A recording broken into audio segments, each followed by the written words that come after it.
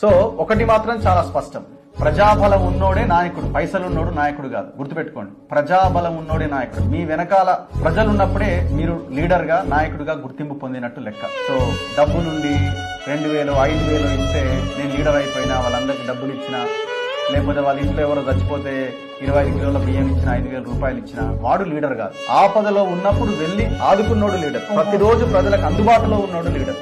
ప్రజలు ఎక్కువగా ఏమీ ఎక్స్పెక్ట్ చేయరండి. దయచేసి ఇది ప్రతి ఒక్క లీడర్ గుర్తుంచుకోవాలి. ప్రజలు జస్ట్ మా లీడర్ మాకు అందుబాటులో ఉన్నాడా లేదా, మేము గెలిపించిన నాయకుడు మాకు అందుబాటులో ఉన్నాడా లేదా అన్నది మాత్రమే చూస్తారు ఎక్కువగా. చిన్న చిన్నవి, నా ఇంటికి పెన్షన్ రావాలి, వచ్చిందా, అప్లై చేసుకోవాలి, సర్పంచ్ ఉన్నాడా, నా ఎమ్మెల్యే ఉన్నాడా, నా ఇంటి ముందు ఇది బాలేదు, ఆ పని కోసం ఎమ్మెల్యే దగ్గరికి, సర్పంచ్ దగ్గరికి పోవాలి.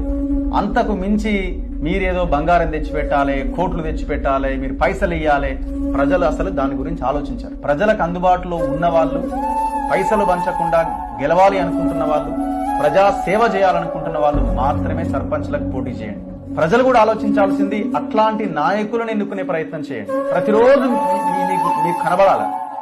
మీరు సర్పంచ్, గ్రామ పంచాయతీ ఆఫీస్కి వెళ్ళినప్పుడు సర్పంచ్ ఉండడాన్ని మీరు వెళ్తే సర్పంచ్ మీకు అందుబాటులో ఉండాలి. సో ఇది మనం ఈ గ్రామాలని మనం బాగు చేసుకున్నప్పుడే రాష్ట్రం బాగుంటది, దేశం బాగుంటది. ఏ మాత్రం మనం ఇక్కడ తప్పనడుగు వేసినా నీ గ్రామమే బాగాలేనప్పుడు నీ రాష్ట్రం ఎట్లా బాగుంటుంది, నీ దేశం ఎట్లా బాగుంటుంది. దయచేసి